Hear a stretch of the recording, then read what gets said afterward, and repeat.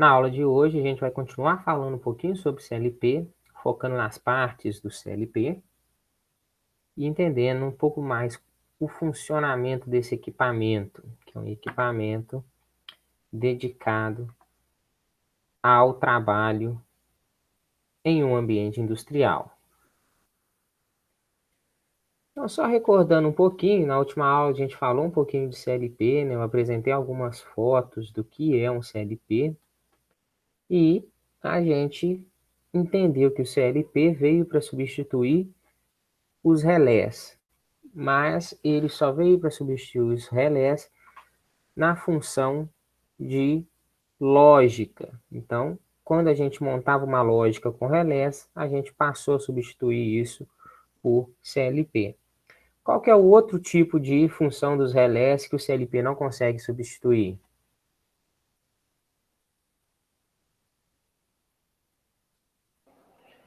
Se eu me lembro, você comentou a questão da barra de potência, né, Lucas? Que ainda permanece a função dos relés nela, né? Exatamente. Então, quando a gente está falando da parte de potência, quando para sistema de proteção, para sistema de acionamento, dentro do sistema de potência, dentro daquele circuito de potência, os relés são indispensáveis. Então, a gente continua utilizando o relé, contator, dentro do circuito de potência. Mas a gente substituiu todos os relés do circuito lógico ou circuito de comando por CLP. Tá? E a gente viu muita vantagem nessa substituição. Conseguem lembrar essas vantagens aí?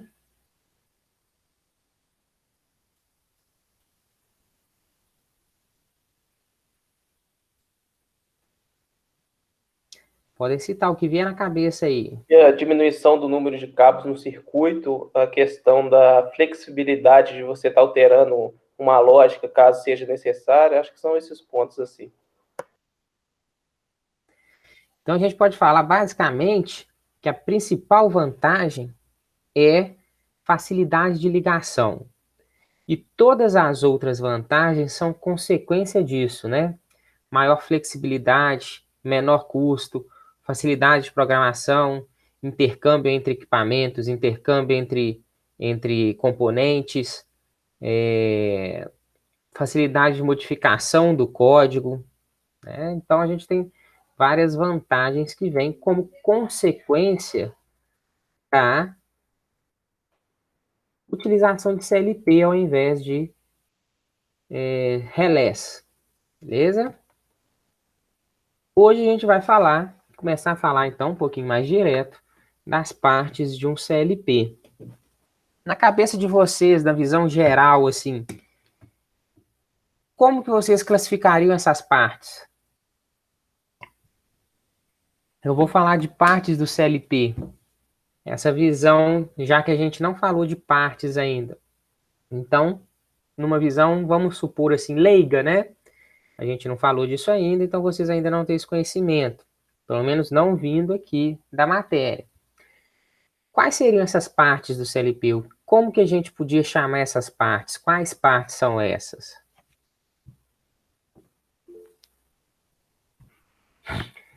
Beleza, Vinícius. Uma parte importante diz respeito à entrada e saída, tá? A gente chama simplesmente de módulo de entrada e saída. Uma é essa. Mais alguma? Processador. Processador, que é a unidade pensante que faz as operações, é uma segunda parte que a gente vai ter dentro do CLP. Então, a gente vai ter um módulo de entrada e saída, a gente vai ter um processador. Mais algo? Memórias, né? Voláteis e não voláteis.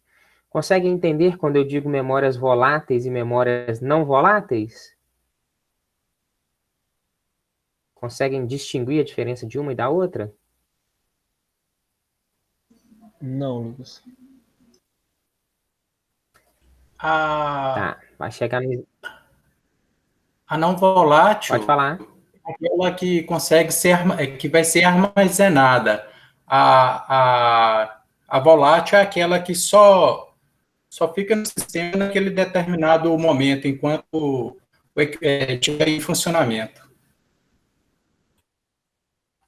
Exatamente isso. A memória volátil, ela armazena enquanto o equipamento está funcionando, ou seja, enquanto a memória tem energia alimentando ela. No momento que a gente desligou o equipamento, a memória volátil se perde. A memória não volátil tem uma ideia contrária. Então, a memória não volátil é uma memória permanente.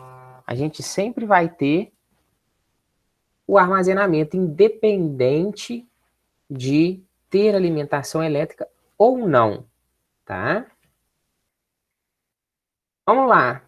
Processador, memória, módulo de entrada e saída são as principais partes. Alguém quer citar mais alguma? Os sensores, Os sensores encaixam aí em equipamentos fora do CLP, né? Se a gente for falar de um computador, vamos associar o CLP a um computador, um notebook. O meu sensor é como se fosse uma caixa de som, um mouse, ou seja, equipamentos externos que eu posso conectar nele, mas não fazem parte do CLP, tá? E essa conexão é feita através do módulo de entrada, quando a gente está falando de sensores, e dos módulos de saída, quando a gente está falando de atuadores. As três principais partes são essas. O que a gente poderia acrescentar ali é a questão de fonte de alimentação. Então, a gente vai ter um módulo, uma seção separada aí, dedicada à alimentação do CLP. A gente vai ter a ideia de memória, a gente vai ter a ideia de módulos de entrada e saída, e nós vamos ter a parte pensante ali, que faz tudo funcionar e que toma as decisões, que é o processador, tá? Tudo isso daí, a gente pode denominar arquitetura. Então, a constituição de qualquer equipamento, seja ele tecnológico ou não, como ele é feito, as partes que ele tem, como elas se conectam, a gente chama isso, dentro de engenharia, de arquitetura, como o equipamento é construído, tá? Então, a arquitetura de um CLP diz respeito tanto ao hardware quanto ao software. Então, a gente pode falar de arquitetura de hardware, quais as partes físicas que existem dentro daquele equipamento, e a gente vai falar de arquitetura de software, do ponto de vista de programação, como que ele processa aquele programa, tá? E a gente divide essa ideia de arquitetura em duas classificações. A primeira é arquitetura aberta. A arquitetura aberta é um tipo de arquitetura que segue padrões. Se seguem padrões, a gente tem uma grande vantagem, que é permitir que equipamentos com essa arquitetura aberta, seguindo o mesmo padrão, se comuniquem entre si, né? Então, mesmo que eles sejam de fabricantes diferentes, seguindo os padrões de uma arquitetura aberta, eles vão conseguir fazer um intercâmbio de informações, vão conseguir fazer um intercâmbio de comunicação, né? Ou seja, eu tenho arquiteturas iguais de equipamentos de fabricantes diferentes, mas que conseguem conversar entre si. O oposto de arquitetura aberta é a arquitetura fechada. Então, a principal desvantagem da arquitetura fechada é que não existe padrão. A empresa descobriu uma arquitetura que ela acha boa, que funciona, que ela acha melhor que as outras, colocou dentro de uma caixa preta, patenteou, o que impede que outras empresas repliquem aquela ideia ou façam engenharia reversa e tentem pegar algo similar do que foi desenvolvido. Então, a empresa cria, patenteia, põe numa caixa fechada e vende aquilo. como ninguém sabe como aquele equipamento funciona, é uma arquitetura fechada, os sensores dessa empresa só vão conseguir conversar com os CLPs dessa empresa.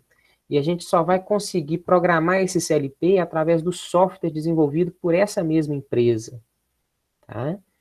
Então, a principal desvantagem é que não são intercambiáveis, né? Ou seja, um fabricante X só consegue desenvolver uma linha automatizada se usar todos os componentes desse mesmo fabricante X. Normalmente, pode acontecer que esses equipamentos são de mais alto custo do que os de arquitetura aberta. E isso é comum. Vocês conseguem me dar um exemplo de vida real? Não necessariamente de hardware ou de equipamentos, mas de qualquer coisa que a gente poderia encaixar nessas duas classificações?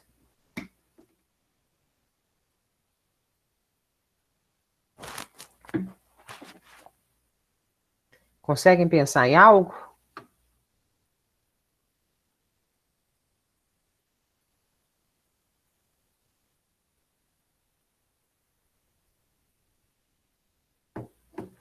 Nada, nada? Pense aí, ó, do ponto de vista... Pode falar. Eu acho que o Xbox 360 parece que ele não aceita, assim, tem que ser programa exclusivo dele para rodar os jogos. Não aceita de outro fabricante e nem pirata. Então você só consegue inserir os jogos ali somente aqueles que ele só reconhece os jogos dele, só da marca dele. Você não consegue inserir um jogo diferente. Não, o Marcelo. Então acabou que o Marcelo... Quem quer falar aí? É eu, o Arthur. Pode falar, tu. É que não é assim, é que o Xbox 360 não aceita, vou falar. O Xbox 360 tem uns jogos que custam R$10 e tem jogos que custam R$200, entende? Pode ser um exemplo disso aí, né? Que ele Sim. não aceita, se você quiser um Xbox que aceita isso, tem que pagar mais caro, que eles colocam a arquitetura aberta, no caso, né? Entendi. Então acaba que a gente começa a ver aqui que essa arquitetura fechada não é só desvantagem, né? A gente tem um ponto fundamental que é, eu forcei muito aqui, né? Evitar a pirataria, mas dificulta, né? Dificulta a pirataria. Porque o cara que conseguir desenvolver um sistema, seja software ou hardware, que evita completamente a pirataria, você pode ter certeza que esse cara tá bilionário da noite pro dia. Isso daí é um problema que todas as empresas que produzem mídia, no sentido de jogos, de filmes, de série, de música, é um problema que todas as empresas enfrentam. Né? E uma solução que eles encontraram foi tornar tudo mais disponível, né? Então, hoje a gente tem as plataformas de assinatura de música, assinatura de filmes, de série, assinatura de jogos. Então, eles bateram muito tempo para tentar fechar essa arquitetura, tá? Para tentar fechar essa arquitetura. Não deu muito certo durante muito tempo. Então, do ponto de vista de mídia, o pessoal tentou seguir outros caminhos. Do ponto de vista de CLP e software, não tem muita solução. Então, eles tentam trabalhar com essa arquitetura fechada como forma de inibir, muitas vezes, a pirataria. Exemplos?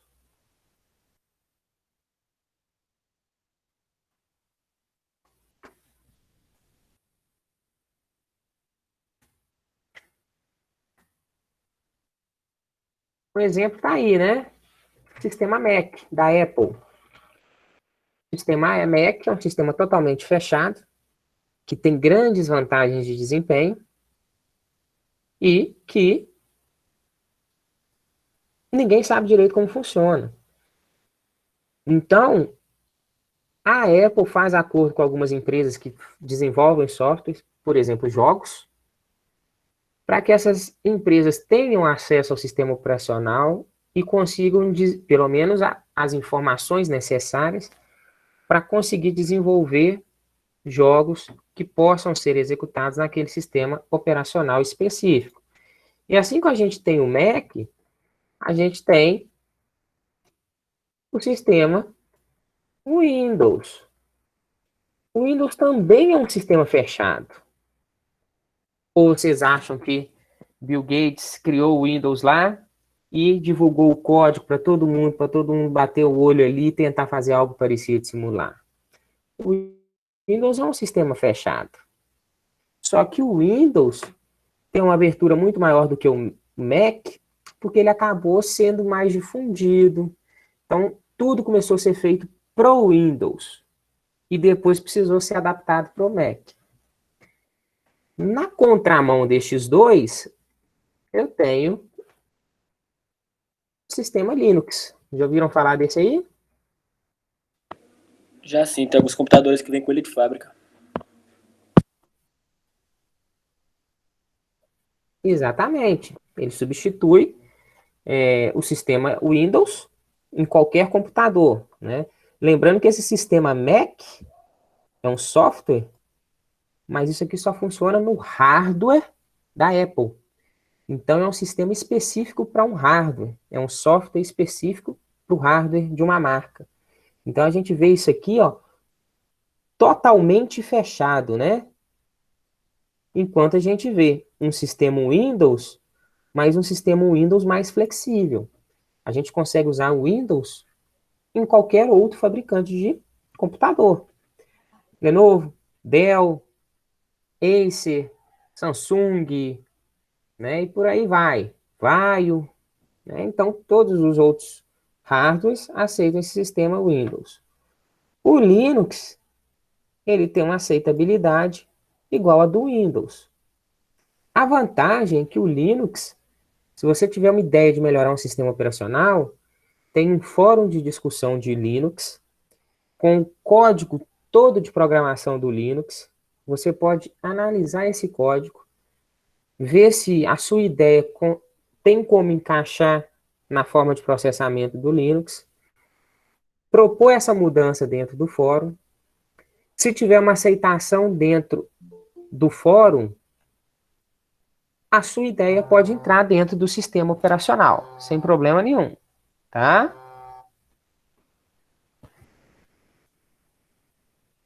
A questão é, quem que decide se a ideia entra dentro do fórum, ou entra dentro do software, ou não? Pessoas como você. Pessoas que vão ganhando respeito a partir das opiniões que vão dando no fórum. Então, o Linux é um sistema totalmente aberto. Qualquer pessoa pode ver o código e sugerir mudanças no código, tá? Então, assim, do ponto de vista de CLP, a gente vai ter a maioria esmagadora em arquitetura fechada, tá? E por ter arquitetura fechada, ou seja, são patenteados, não existe muito intercâmbio de informação entre uma marca e outra, é muito comum que a gente, como endereçar uma variável, de como fazer uma alocação de memória, como fazer reaquisição de informação, manipulação de dados, tá?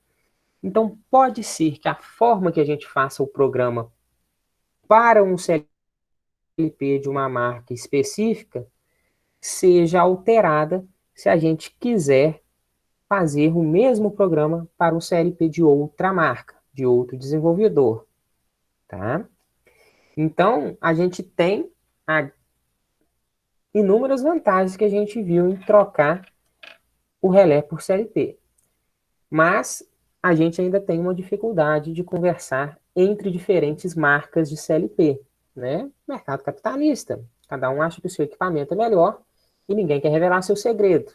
Porque se todos os segredos forem revelados, quem vai pagar por eles? Né? Então, faz sentido do ponto de vista do capitalismo. Né? O inconveniente é que a gente pode ter uma não comunicação entre os programas que foram desenvolvidos para CLPs de marcas diferentes. Tá? Mas a ideia central, a lógica de programação, é sempre a mesma. A gente talvez precise fazer poucas modificações. Ok?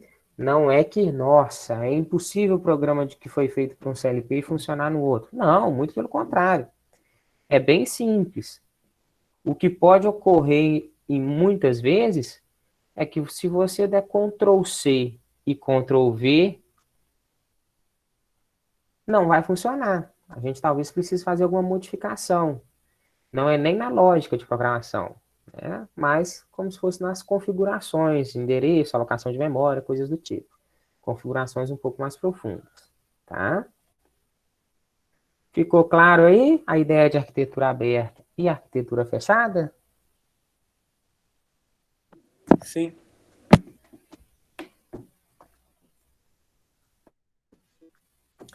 Vamos seguindo. Então vamos começar a falar das partes. Entender primeiro um dos tipos de classificação do CLP. A gente pode classificar esse CLP em CLP fixo ou CLP modular. Então, eu vou falar primeiro aqui do CLP fixo, dando ênfase ao módulo de entrada e saída. Tá? Essa ideia de um CLP fixo, ela é mais comum em CLPs pequenos, CLPs de menor porte. Tá? Ou seja, a gente vai ter um equipamento único que já vai vir completo. Como assim completo, Lucas? Nós não falamos lá no começo da aula que o CLP é composto por um módulo de processamento, módulo de memória, módulo de entrada e saída, módulo de alimentação? Então a gente vai chegar, eu quero um CLP fixo, esse CLP vai incorporar isso tudo. Então ele já funciona como CLP por si só, tá? Esse tipo de CLP, ele contém um número fixo de conexões de entrada e saída. Então, a gente pode comprar um CLP de 8 conexões, a gente pode comprar um CLP com 12 conexões, tá? Seriam 4 entradas, 4 saídas, 6 entradas, 6 saídas. Depende. A gente tem até aí 32 conexões, 64 conexões. Depende do que a gente vai precisar. Mas a quantidade é fixa. Não tem muito o que fazer para aumentar essa quantidade. Muitos hoje até aceitam uma espécie de módulo de expansão. Mas, se a gente está falando de CLP fixo, não faz sentido da gente trabalhar com módulo de expansão em CLP fixo. Tá? Principal vantagem, como já era de se imaginar, né? É barato. Né?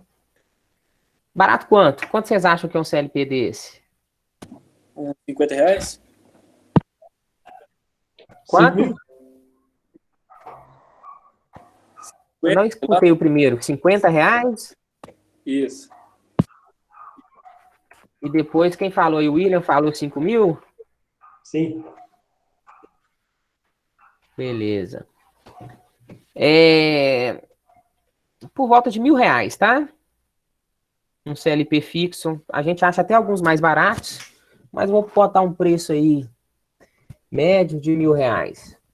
A gente acha um CLP aí de R$500, R$600. Ah, professor, presta? Aí, aquela resposta que serve para todas as perguntas do universo. Professor, Depende. esse preço está bem com o programa, no caso? Como é que é? Esse preço costuma ser com programa? Ou tem que pagar? É o William, né? Isso. Ô, William, normalmente, as empresas no estágio que a gente está hoje de desenvolvimento, os softwares que a gente usa para programar, eles já costumam ser gratuitos, tá? Então, a gente tem... eu usava muito o software da Schneider, que era o ZeroSoft. Tem o software da própria Allen Bradley, que também é um software gratuito, que é o RS Logix. A gente consegue usar esses softwares, consegue programar esses softwares e consegue até fazer simulação nesses softwares de forma gratuita, tá? Então, hoje, a gente costuma gastar dinheiro com hardware, porque o software vem como uma espécie de cortesia. Por que que é interessante para a empresa fazer essa cortesia? Olha, teoricamente, eu vou ter que escolher um desses softwares para a gente trabalhar aqui no curso. E automaticamente, vocês vão sair na cabeça de que, eu sei mexer no RS Logix. Eu já mexi no RS Logix. Então, quando vocês tiverem que escolher algum tipo de CLP, vocês vão escolher um CLP que conversa com o RS Logix. Então, vocês vão direto nos CLPs da Allen Bradley, né? Da Rockwell, por exemplo, tá? Então, é uma forma das empresas darem alguma coisa para estudante, para desenvolvedor, começar a conhecer o que elas têm disponível, para na hora de vender o equipamento que conversa só com aquele software. Sabe por quê? Entendeu? Então, Eu trabalhava acaba que automaticamente a gente consegue usar esse software de graça. Sabe por quê, professor? Eu trabalhava na empresa onde que os PLC dos equipamentos, eles não tinham programa e não tinham código. Se precisasse fazer intervenção, eu tinha que chamar eles. Eles te vendiam equipamento, mas automaticamente, se desse problema no PLC, só eles que tinham acesso. Se eu não me engano, eles eram até Siemens. Aham, Siemens, né? É aquela ideia, sistema totalmente fechado, né? Você compra o hardware, mas se você precisar alterar o hardware, você tem que contratar a empresa de novo para alterar o software, Justamente. né? Então é isso. Tinha muito pouco conhecimento na área de automação. Isso que você está me passando, William, não é algo raro. Isso é muito comum, tá? Eles vendem um negócio totalmente fechado. Então, às vezes, a gente pensa assim, eu estava conversando, acho que foi você, não foi o Rogério, que ficou no final da última aula comigo?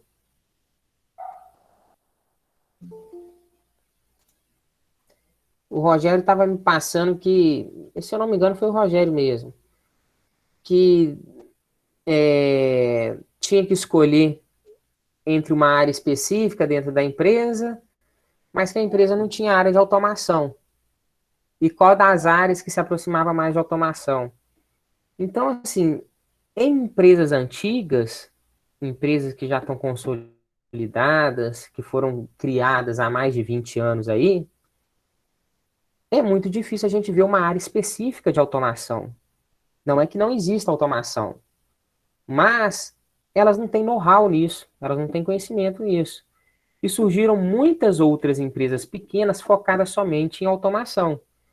Então é mais seguro, mais barato e mais confiável essa empresa grande contratar uma empresa menor terceirizada para fazer automação, para trabalhar com automação, do que ter que ir no mercado buscar uma automação, buscar um engenheiro de automação, buscar pessoas competentes na área de automação para fazer um projeto de automação, para dar manutenção naquele projeto, para especificar todos os equipamentos que têm que ser comprados, tá?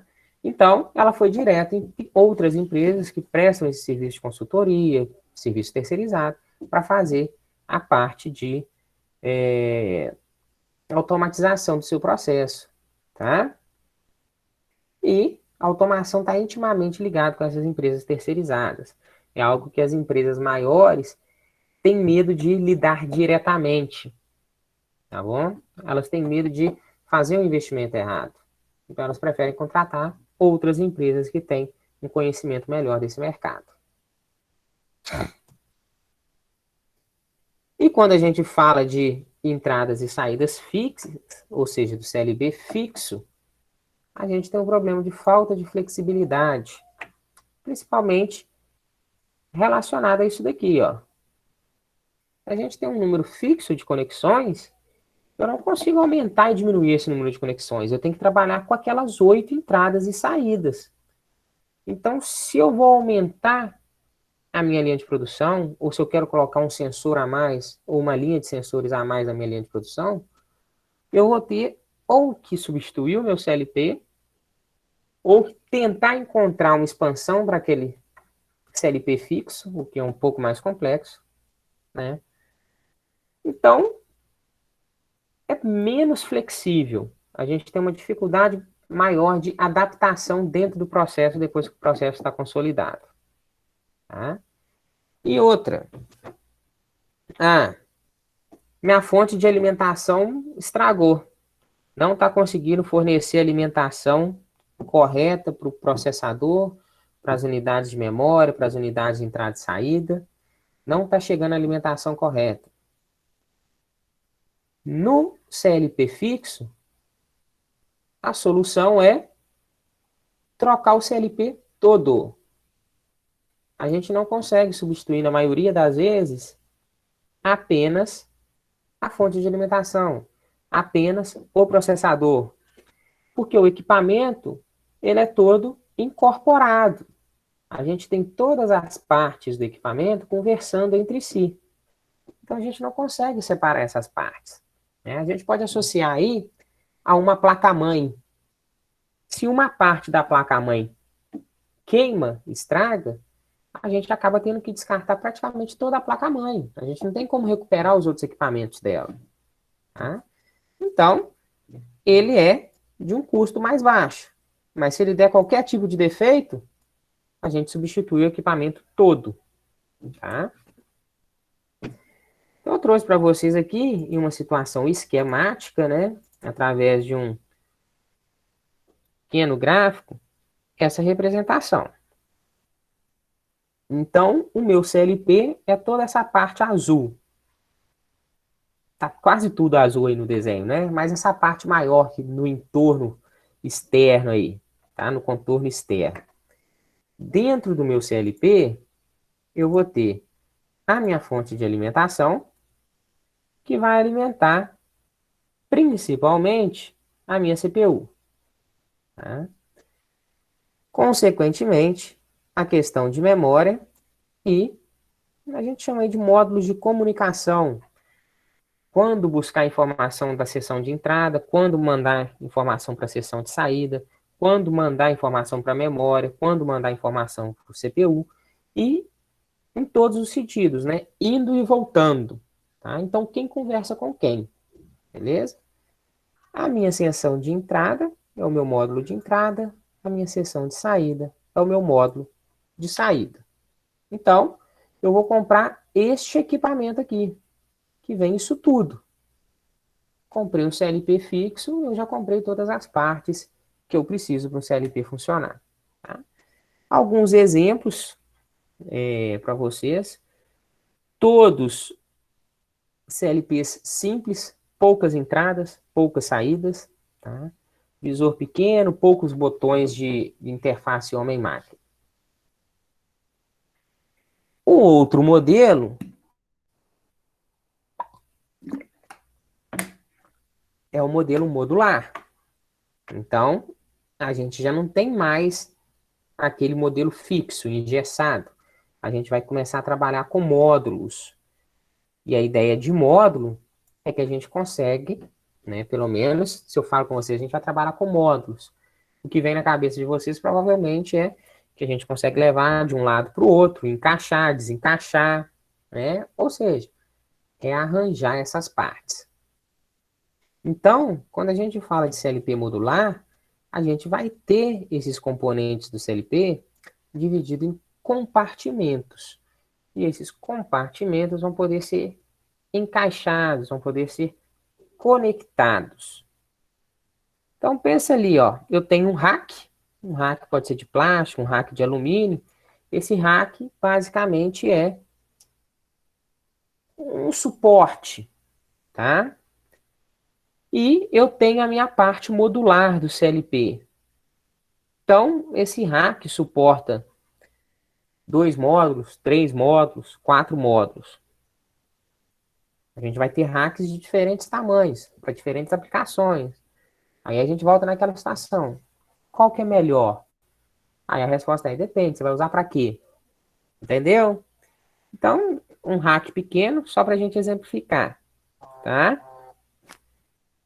No rack, a gente aumenta a flexibilidade porque a gente está usando módulos.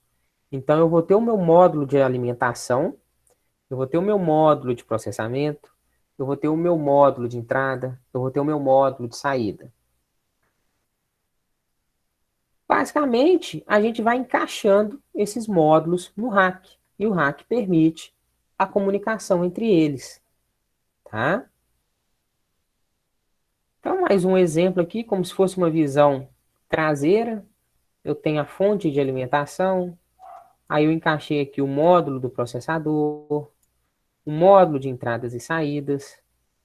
Desculpa.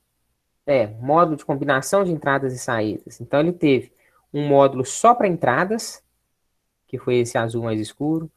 Ele tem um módulo só de saídas.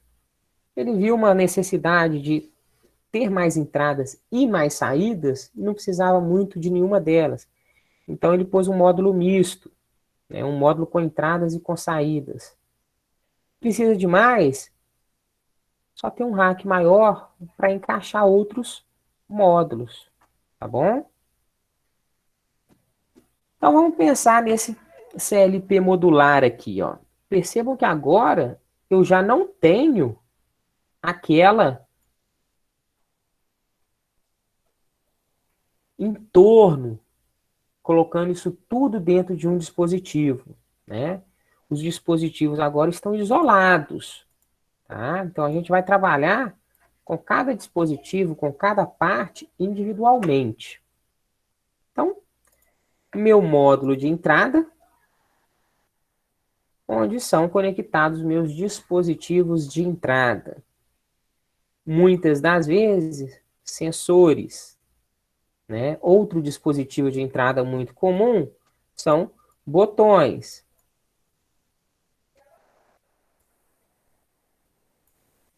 Não reparam a minha facilidade de escrita, não, que hoje eu estou escrevendo com mouse, tá? Então vai ficar pior quando eu tentar escrever na tela assim. O meu módulo de saída, que é responsável pela conexão dos dispositivos de carga, dispositivos de saída. Então a gente tem exemplos de dispositivos de saída aí, motores, né? Resistências, aquecedores, lâmpadas, botoeiras, sistemas de alarme sonoro. Então, tudo isso aí são dispositivos de saídas, tá bom? Esses dois módulos possuem um isolamento óptico, tá? Que é um isolamento elétrico, para impedir uma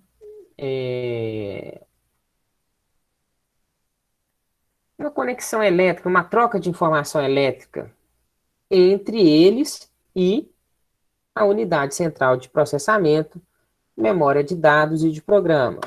Então, eu falei da memória separada, mas a memória está alocada dentro da CPU. Eu considero ela um elemento porque é importante a gente falar de memória. Mas a memória, ela está dentro da unidade central de processamento, dentro da CPU. A minha fonte de alimentação, alimentando o meu módulo de entrada, alimentando o meu módulo de saída, alimentando o módulo de processamento. Então, a gente precisa ter essa fonte de alimentação alimentando todos os outros módulos. Externamente, eu tenho o que eu chamo de dispositivo de programação, que é onde nós vamos desenvolver o código que vai ser salvo dentro do CLP e executado posteriormente pela unidade de processamento, pelo processador, tá? Então, a visão geral de um CLP modular é essa, tá? São as mesmas partes, só que elas estão isoladas. Elas são conectadas externamente. E a gente precisa de uma ideia de isolamento entre os módulos, tá?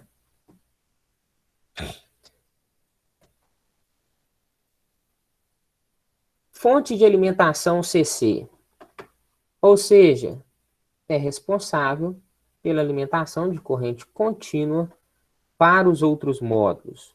Então, a fonte de alimentação que vai fornecer energia para que o processador funcione, para que os módulos de entrada e saída tenham energia para fazer a comunicação com os dispositivos de campo. CPU ou processador. Não tem como falar de CPU, de processador, e a gente não falar de cérebro. É o que pensa dentro do nosso componente. É ele que vai tomar decisões. É ele que vai implementar a lógica, executar a lógica. Ele que vai controlar quem fala com quem e qual hora que cada um fala. Tá? Então, o processador é o cérebro. É ele que controla tudo como que acontece. As memórias. E quando eu falo de memória, a gente tem memória não volátil. A memória não volátil, a gente armazena o programa. Tá? Então, por que é importante uma memória não volátil para armazenar o programa?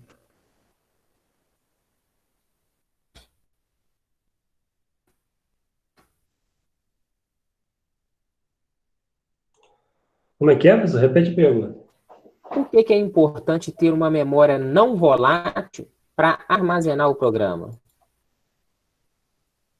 Não volátil. Você fala no caso para ele não perder, se caso der uma. Tipo assim, aconteceu uma perca de. Perda de energia, ou a gente desligar o equipamento. Ou apagar, sumir, ele ter aquilo guardado, alguma coisa assim? Isso. Pensa lá na ideia. Esse programa que vai ser armazenado nessa memória não volátil é o programa que a gente vai desenvolver para o CLP executar. Então, vamos supor aí, na hora que o tanque chegar em determinado nível, fechar a bomba. Né? Programa simples, considerando um silo e uma válvula e uma bomba, sem muita dificuldade.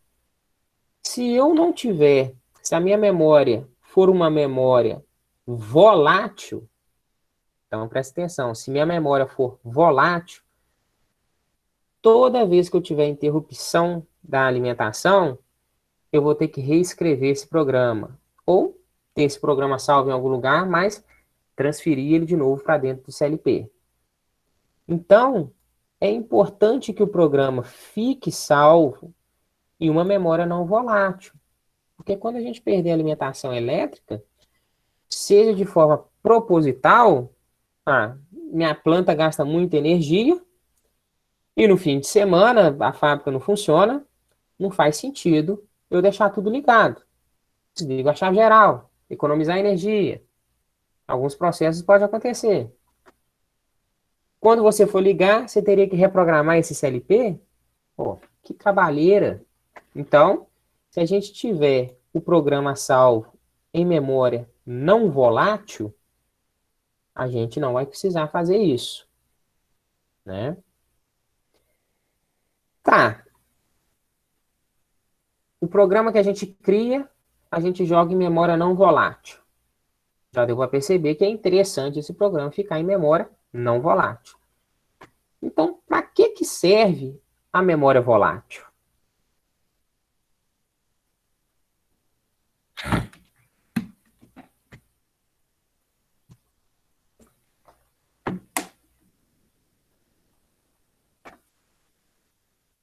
Na visão de vocês, para que serve uma memória não volátil? Desculpa, uma memória volátil. No meu entendimento, é para visualizar aquilo que está ocorrendo em tempo real no processo. Exatamente. Então, a memória volátil, ela vai ser usada para armazenamento temporário de informações. Então, armazenar o resultado das operações.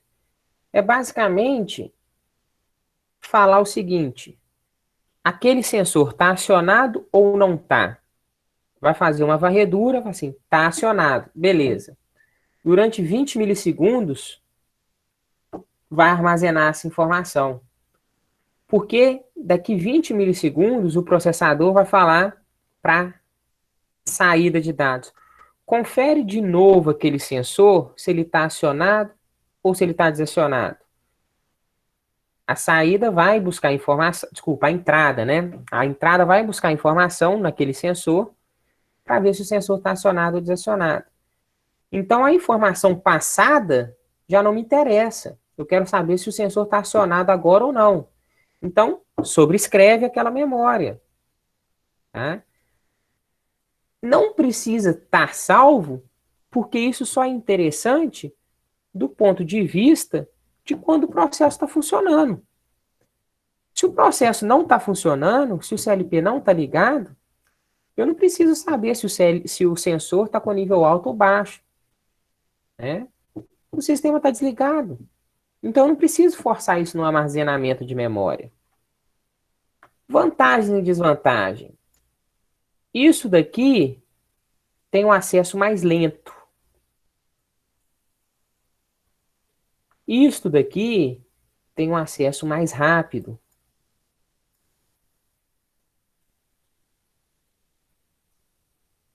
Vamos fazer uma associação com a máquina que nós mais estamos acostumados a trabalhar aí, que é o computador. O que é memória volátil e memória não volátil dentro de um computador?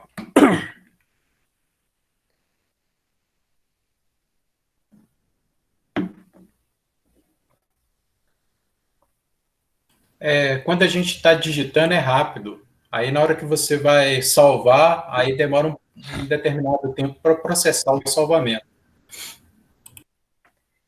Beleza. Você consegue me dar o nome dessas memórias, Marcelo?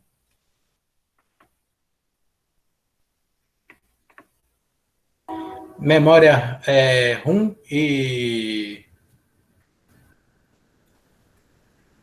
A RAM e ROM. Memória ROM, uma memória não volátil. O nosso HD, hard disk, né? Memória não volátil. A gente salva um documento no HD, a gente pode desligar, faltar luz, o que for. No momento em que a gente voltar a alimentar o HD, a gente consegue recuperar esse documento de volta. A nossa memória volátil, dentro da máquina, a gente tem duas, né? Cache, dentro de um computador, né? E a RAM.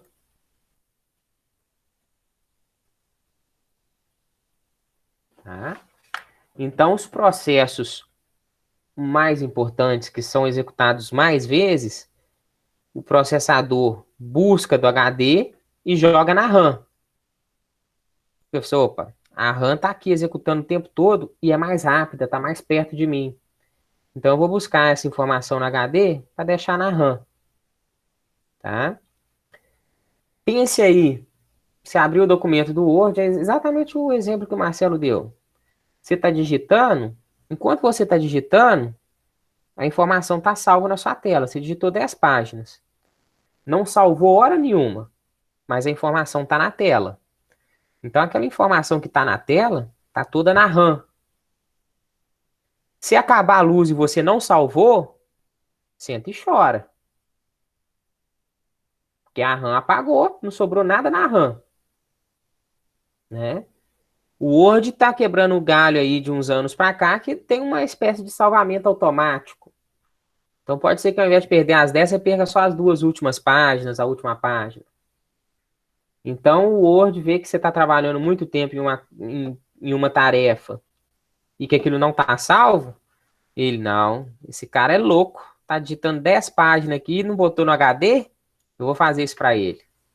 Então ele tira da RAM, põe uma cópia no HD e volta com ela para a RAM.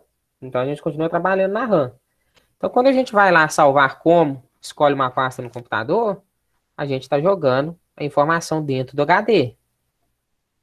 Se a gente não salvou, mas a gente continua vendo o arquivo na tela, esse arquivo está na RAM. É comum que o arquivo esteja nos dois lugares ao mesmo tempo. Porque o que o computador faz é buscar a informação do HD e jogar na RAM. Porque o processador executa muito mais rápido da RAM. Tá? A gente ganha velocidade quando a gente está executando a informação da memória RAM. Beleza? Então, essa é a nossa associação de memória volátil e não volátil dentro de um sistema computacional, que é o sistema que a gente está acostumado. Esse sistema de entrada e saída é o que faz interface com os dispositivos de campo. Então, dispositivos de campo, dispositivos primários, são os dispositivos que estão lá no chão de fábrica, conectados nas máquinas, ou os motores que fazem as máquinas funcionarem. Então, a gente vai ter esses dispositivos de entrada, de saída, conectados na interface de saída. Sinaleiros, contadores, válvulas solenoide, motores, tá? De forma similar, a gente vai ter os dispositivos de entrada conectados no módulo de entrada. Então, são dispositivos de entrada aí, botões de comando, sensores, chave limite. Beleza? Muitas das vezes, a gente vai trabalhar com essa ideia de entrada como 0 ou 1. É o que a gente chama de dispositivo binário. Ele vai me dar como retorno verdadeiro ou falso. Então, dentro de CLP, o interessante é a gente trabalhar como 0 ou 1. Ô, Lucas, mas eu tenho sensor de temperatura que mede num range de 0 a 100. Ele não vai me dar um retorno de 0 ou 1. O que a gente vai fazer? Definir um set point. Ele mede de 0 a 100. Mas na hora que ele chegar no 50, ele vai me dar um retorno de 1. Porque eu sei que quando ele estiver em 1, é sinal que a temperatura é igual ou maior que 50. E quando ela for igual ou maior que 50, eu tenho que tomar alguma ação. Eu tenho que fazer algo para resolver o possível problema que pode ser causado. Porque ele está numa temperatura acima do que o processo permite estar, do que o processo exige que ele esteja. Tá? E por fim aqui, aquela ideia de isolador óptico, né? Que nada mais é do que um isolamento elétrico. Se a gente está trabalhando com módulos de forma que a gente não tenha ruído elétrico de um módulo interferindo no seu módulo vizinho, interferindo no módulo do lado.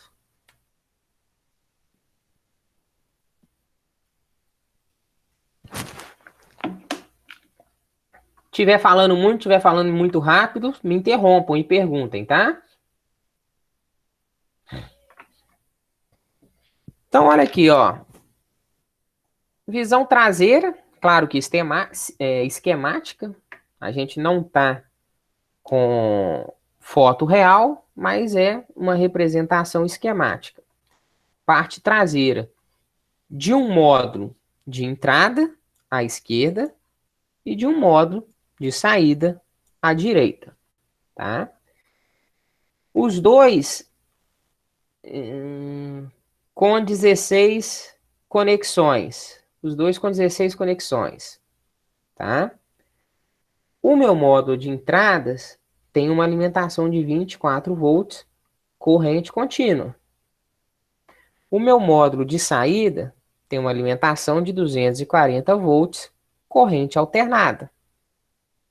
Então, até 240 volts, pode ser que a gente consiga acionar motores, máquinas, lâmpadas que tenham essa tensão de funcionamento. Se a gente tiver um motor de 380 volts para funcionar, o que a gente vai fazer aqui é acionar o contator dele, ou seja, o circuito de potência, para o circuito de potência, aí sim, ativar ou fornecer essa alimentação maior, tá? O que é interessante a gente perceber nessas duas visões? Representação de conexões de sensores, ou chamados também de dispositivos de campo, tá? Na parte de cima, esses numerozinhos aqui estão representando LEDs. Então, eles vão estar acesos ou apagados. Então, é uma forma fácil da gente identificar conexão e funcionamento dos elementos de campo, tá? Sensor funcionando ou ativado, o LED acende, nível alto. Sensor desativado, sem funcionar, o LED vai estar apagado, nível baixo. Então, a gente tem uma situação fácil de identificar um possível defeito nesses dispositivos de campo. Está conectado no CLP. O sensor tinha que estar dando nível alto. Você chega ali, do zero, está apagado. Caramba, era para estar aceso. Então, ou esse sensor está estragado, não está dando a resposta correta, ou ele está configurado de forma incorreta, ou ele tem um funcionamento diferente do que você está pensando, né? Ou a conexão foi mal feita. Tá? Então, achamos o problema, a gente precisa agora achar a causa do problema. Né? Então, essa parte da direita aqui, ó, isso daqui não existe não, tá? Basicamente, o que a gente tem é essa parte da esquerda só e esse módulo com os LEDs aqui. Mas essa parte da direita está simplesmente mostrando que aqui é a conexão de entrada 0, entrada 1, entrada 2, entrada 3. Então, nesse CLP, com este módulo específico de entrada, eu consigo conectar até 16 dispositivos, né? De 0 a 15. Então, eu consigo conectar até 16 dispositivos. O que é importante a gente perceber? Eu preciso fornecer uma alimentação, tá? No meu terminal de alimentação. Então, o CLP também precisa ser alimentado. Algo muito similar, praticamente a mesma coisa, acontece no módulo de saída. A diferença é que no módulo de saída, a gente não vai conectar sensores. A gente vai conectar atuadores. Ou seja, nós vamos mandar informação para os elementos de campo, ao invés de receber. Então, módulo de entrada, o CLP recebe informação do campo. Módulo de saída, o CLP manda informação para o campo. Também precisa ser conectado. Percebam aqui que eu tenho uma alimentação positiva e aqui o meu comum, né? Que é a alimentação negativa. Então, é uma forma de permitir a passagem de corrente por todos esses slots, por todas essas conexões. Então, vamos pensar aqui, ó. Esse motor, ele está conectado na minha saída 1. Tá? Eu não tenho nada conectado na saída 2, nada na 3, nada na 4. Lá na saída 5, eu tenho a conexão de uma resistência. Né? Pode ser uma fonte de calor. Bom, então, é a mesma ideia de um terminal de entrada. Só que a gente só precisa ter a sensibilidade de que terminal de saída, na maioria das vezes, maioria não, mas muitas das vezes, eu vou ter uma alimentação maior, porque ele precisa fornecer, em algumas situações, alimentação para esses dispositivos de campo. E o terminal de entrada eu vou ter uma alimentação que não precisa ser tão alta, porque são equipamentos que conseguem funcionar com uma alimentação mais baixa, né? Baixa tensão, baixa corrente. Outra questão, dispositivos de entrada, interface de entrada, recebe informação dos dispositivos de campo. Interface de saída, manda informação para os dispositivos de campo. Beleza? Seguimos? Até aí tá tranquilo? Podemos avançar? Tá tranquilo.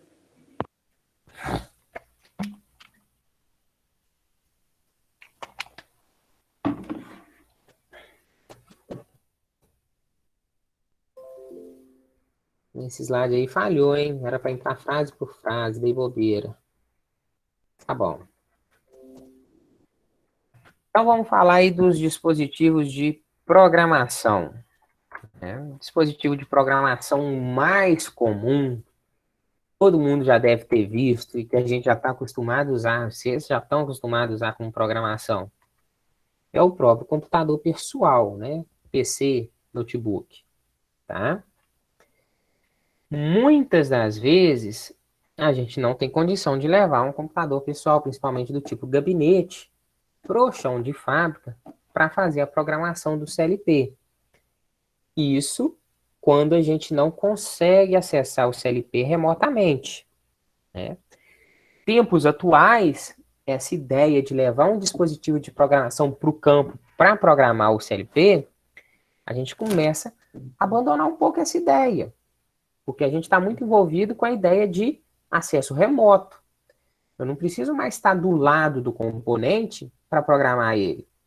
Eu consigo, através de uma rede, acessar aquele componente.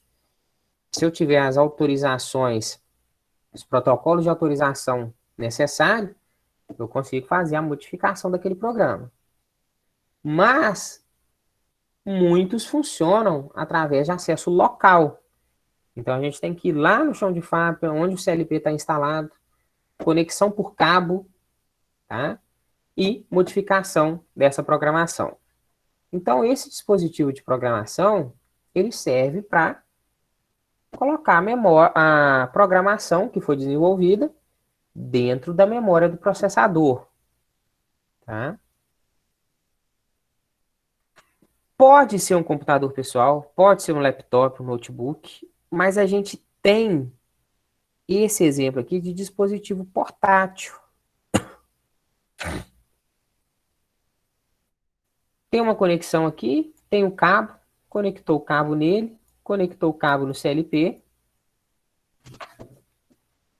deu autorização, provavelmente uma senha que foi pré-programada para poder acessar o CLP. E através desse próprio dispositivo, a gente consegue alterar.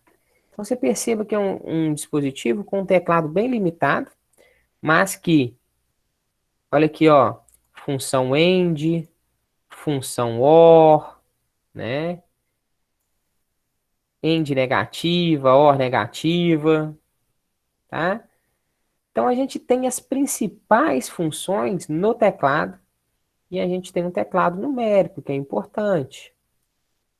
Deslocamento à esquerda, deslocamento à direita, limpa, né? Então é o suficiente para fazer uma programação.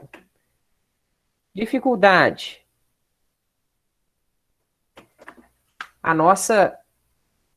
O nosso display é bem limitado, né? A gente não tem uma visão geral do programa.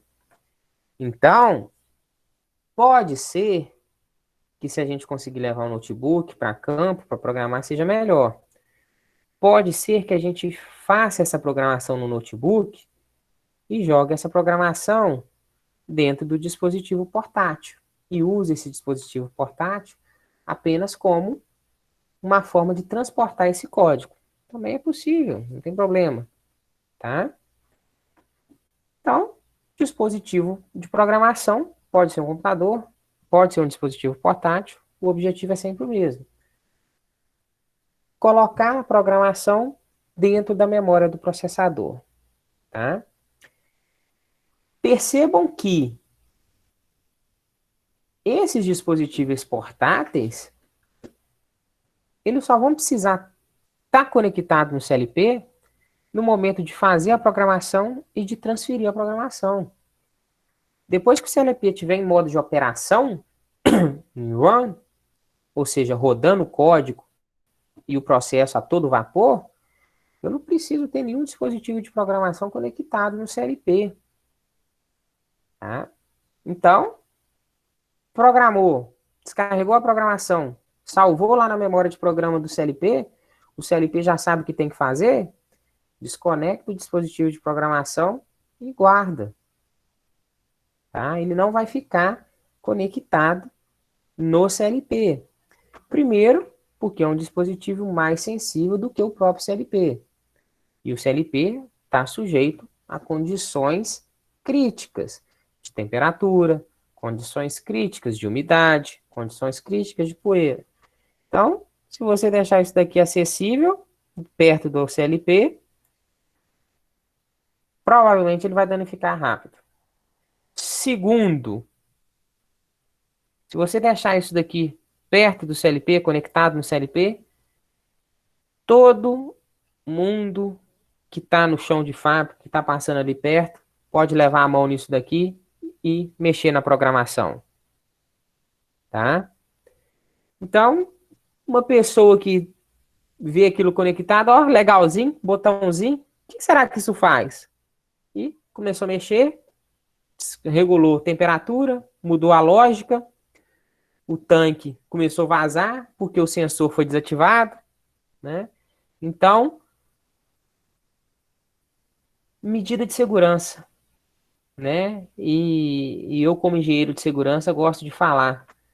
O principal causador de acidente dentro de uma planta industrial, dentro da indústria, é o próprio operador, né? Às vezes, por distração ou por teimosia, não segue determinadas normas. E por isso que as nossas normas no Brasil são tão chatas de serem cumpridas. Porque a maioria delas não diz nem tanto a organização do espaço, pintura, alarme sonoro, cortina de proteção. A maioria das normas diz respeito ao comportamento do operador, né? E nós, como brasileiros, temos uma grande dificuldade a seguir normas de comportamento. Muita gente acha que é no jeitinho, né? Trabalhava fiz estágio numa empresa que toda vez que a gente entrava na oficina, né, no galpão da oficina, o pessoal correndo, botando óculos de proteção, botando protetor auricular. Pensava que a gente era o pessoal da fiscalização, ou os técnicos de segurança, que os técnicos de segurança ficam em cima. Muitas das vezes o operador não tem a visão de que ele tem que usar o protetor auricular, utilizar a calça, a botina, óculos de proteção, para a própria proteção dele. Não é para a empresa não tomar multa. É uma forma dele se proteger, né? E isso daí é um grande tabu que dentro do sistema organizacional industrial a gente tem no Brasil, principalmente, tá? Talvez pela nossa tradição, pela nossa cultura, pela forma da gente levar as situações, né? Mas isso é uma grande dificuldade. E as normas no Brasil batem muito nisso. Tá aí um programinha típico de computador que a gente usa para fazer código de CLP. Esse é o que eu comentei com vocês, o RL Logix. É um programa mais completo, mais complexo, tá? Mas depois que a gente começa a usar, a gente acostuma com ele. Essa parte toda aqui, ó, é a tela de programação. Então, isso aqui tudo foi programado pelo usuário, tá? Questão aqui de configurações de entrada e saída, canais de configuração, tá? Então, outras situações que a gente tem de programação aqui, pela barra de rolagem, nossas entradas e saídas devem estar configuradas lá para baixo, discriminadas lá para baixo. Tá? Então, essa é uma tela de um programa, o RS Logix. Não decidi se a gente vai usar ele, tá? Não decidi se a gente vai usar ele, porque, se eu não me engano, não temos ele instalado no set. Isso acaba sendo um problema para quando a gente for fazer as aulas práticas, né? Então, a gente vai começar a mexer em casa, quem conseguir baixar, quem conseguir instalar, começar a mexer em um software, para na hora que a gente ir para o presencial mudar completamente o software. Então, a gente vai ter um período de adaptação de software, apesar de lógica ser sempre a mesma. Tá? Ainda não decidi qual software que a gente vai usar. A última vez que eu dei CLP, a gente usou o Zélio, que é um software da Schneider, que é aquela empresa que faz elevadores, né? Consequentemente, programa o funcionamento de elevadores. Tá? Mas um que a gente vai usar é um simulador. No simulador a gente consegue programar e testar em algumas situações específicas. Tá? Então, quando a gente começar a mexer com os softwares aí, eles vão divertir com essa programação lá. Como que a gente está de hora? 37. Tem alguma dúvida, pessoal? Quem chamou aí? Eu, Will. Pode No falar. caso, aí, como é que funcionaria para colocar um equipamento analógico? Que ele tenha variável. Em que O sentido? PLC. Para ele controlar, para o PLC controlar. Porque quem faz é a lógica, né? Mas como é que funcionaria? Mas me dê um exemplo de funcionamento da sua dúvida, por exemplo. Ah, sei lá, um nível. Resumindo, um equipamento que ele é medida de 4 a 20 miliamperes. A medida dele, tipo, não é que você vai jogar ele, porque ele manda para o PLC, né? Como é que é feita essa lógica no PLC, no computador?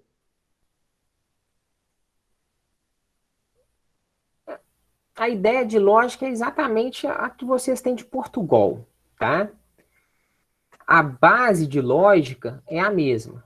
Vamos pensar aqui o seguinte, ó. Deixa eu criar um novo slide para a gente. Aí teria que, no caso, teria que ter uma biblioteca específica para o equipamento. Você jogar ela, por exemplo, no circuito de LED, do LED aí.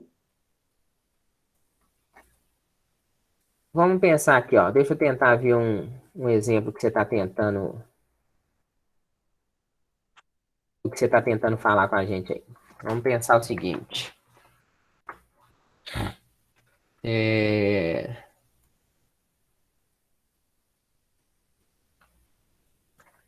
Dentro de um sistema, a gente fala de controle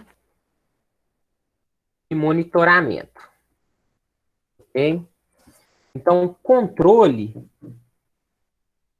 quando a gente fala de controle, é onde a gente precisa atuar.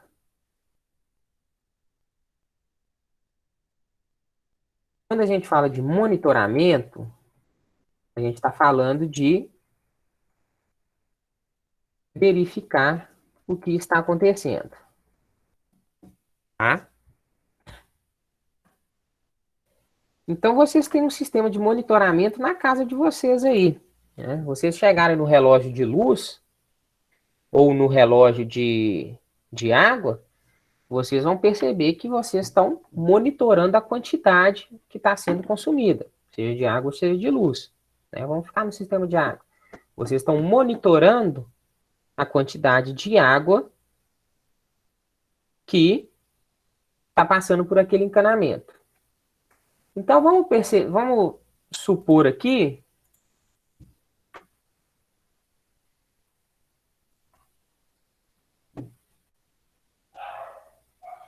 que uma pessoa quer gastar somente 1.000 litros de água por mês. ela faz a verificação diariamente.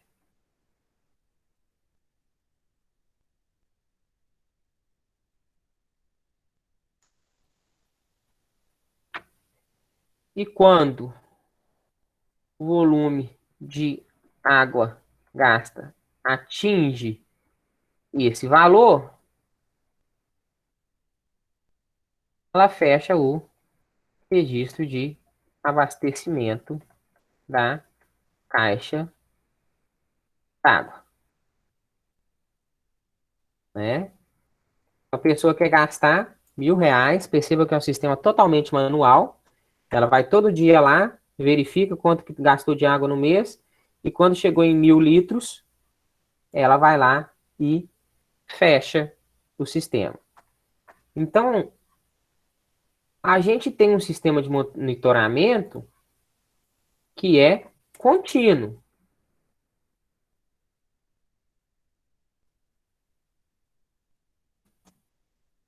Ou seja, ele está medindo, com todos os intervalos ali, infinitos valores entre um número e outro. Mas o sistema de controle, que ele é manual, o cara vai olhar e tomar a decisão de quando fechar, ele é binário. Ou seja, ou gastou menos de 1.000, ou gastou mais de 1.000. Então, consegue perceber que, mesmo a gente tendo um monitoramento contínuo, a gente vai precisar definir um ponto para a gente fazer um controle discreto, binário. Esse ponto é o que a gente vai chamar aí de set point, né? Que é o ponto objetivo. A partir deste ponto, o atuador vai ter que tomar alguma decisão. O atuador vai ter que mexer no sistema. E toda essa informação vai para dentro do CLP. Então, o CLP fica lá com a informação de monitoramento, testando se essa informação de monitoramento está batendo com o que foi definido no setpoint. No momento em que o monitoramento é igual ao setpoint, o CLP manda a informação para o atuador. Fecha a válvula, porque já consumiu o que tinha para consumir no mês. Entendeu? Te respondi, William.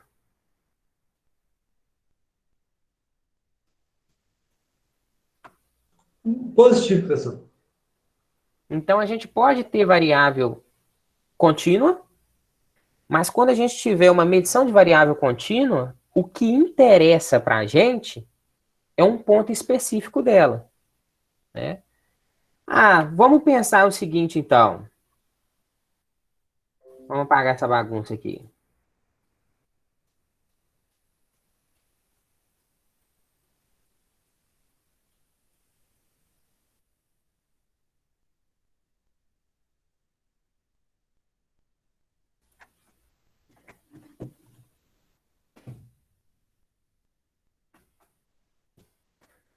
Eu tenho um tanque.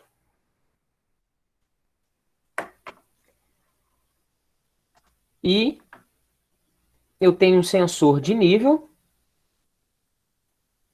mirado para baixo, sensor ultrassônico. Então ele vai mandar ondas de ultrassom de cima para baixo.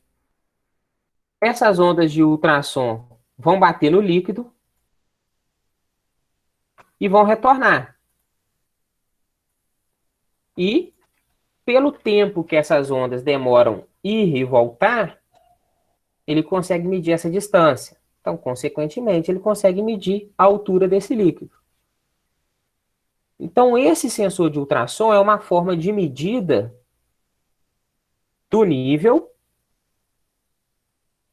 E a gente está medindo esse nível de forma contínua. Então, a gente consegue perceber centímetro a centímetro se o nível está baixando ou se o nível está aumentando. Mas, outra forma que eu tenho de fazer isso é colocando 4 sensores. Eu posso colocar um sensor de nível cheio lá no topo. Eu posso colocar um sensor de nível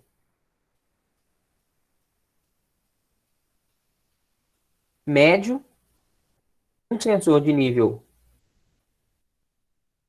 baixo, vou pôr médio mais médio, né? Um sensor de nível baixo e um sensor de zerado. Tem nada no meu tanque de abastecimento mais. Esses sensores, se eu utilizar 4, por exemplo, eles não vão precisar ser contínuos. A forma que eu instalei eles aqui, eu só quero saber se, por exemplo, vamos pegar esse sensor aqui. Só quero saber se ele está identificando alguma coisa na frente dele ou não. Se estiver identificando alguma coisa na frente dele, é sinal que tem líquido. Se não tiver, é sinal que não tem líquido. Então, muitas vezes, quando a gente fala de nível, para a questão de controle, a gente não precisa de uma medida contínua. A gente precisa de uma medida discreta. Tá? Se a gente precisa de uma medida discreta, sensores binários resolvem o nosso problema. Mesmo que a gente instale mais de um. Beleza?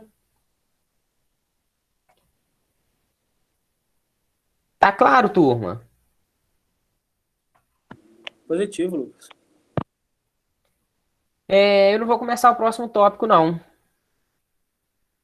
Porque não vai dar tempo de acabar ele hoje. E para não ficar muita coisa falada num dia só. Tá?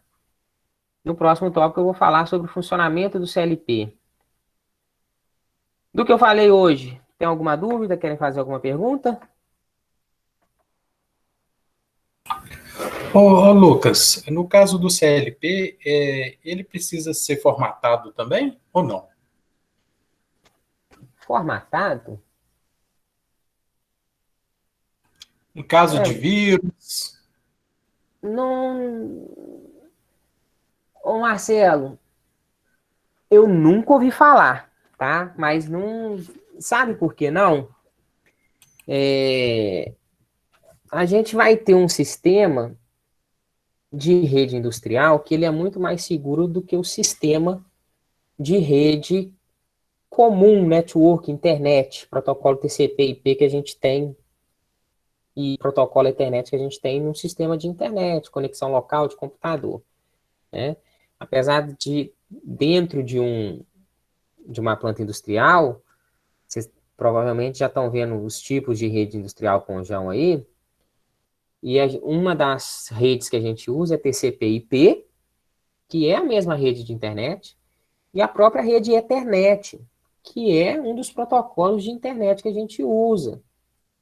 O problema é que dentro de uma empresa, esses componentes não são conectados no mesmo protocolo de internet com o resto da rede mundial. Então, eles conversam nesse protocolo Ethernet, mas só entre eles, né? Então, assim, não tem como pegar um vírus externo, a não ser que uma pessoa conectou o terminal de programação e jogou um vírus propositalmente ali dentro. Entendeu? Então, não tem essa necessidade de formatação do equipamento, tá? Mas é claro, igual todo equipamento, a gente tem a opção de reset dele, né? Restaurar configurações de fábrica. Então, tem essa possibilidade. Até como forma um CLP de segunda mão, um CLP que estava num tipo de processo, você precisou trocar e ficou com esse CLP ocioso, você vai colocar ele no outro processo que está acontecendo dentro da empresa. Então, você precisa resetar as configurações, você precisa resetar o programa, precisa resetar os endereços. É mais fácil fazer isso através de o que você chamou de formatação aí, mas a gente fala é um hard reset, né? Então a gente consegue dar um clear nele todo ali, tá? A gente consegue restaurar as configurações inicial de fábrica, sim. Mas o problema de vírus não é um problema quando a gente fala de rede industrial, tá bom? Ok, Lucas, obrigado. E com relação ao CLP fixo e o modular, no caso do CLP modular, eu já teria que ter uma sala elétrica ser montada para corresponder melhor ao processo, né? Questão de Interligar. organização, né? Ou pelo menos, se o processo não for tão grande, não requisitar de muitas conexões, pelo menos um painel elétrico bem organizado, né? Mas o modular, ele leva essa ideia. Ele precisa de um espaço dedicado a ele, para ele ser montado corretamente, tá? E organizado. O CLP fixo, a gente consegue conectar ele direto em algum ponto, tá? Então ele é de mais simples utilização, mas ele tem funções mais limitadas, vamos dizer assim. Ok, Lucas, obrigado. Por nada. Turma, fechamos? Mais alguma dúvida? Alguma pergunta? Tá tranquilo. Show de bola. Então a gente se vê amanhã, 18h15 novamente. Combinado? Obrigado. Falou, Lucas. Boa noite. Obrigado. Até lá, turma. Boa noite.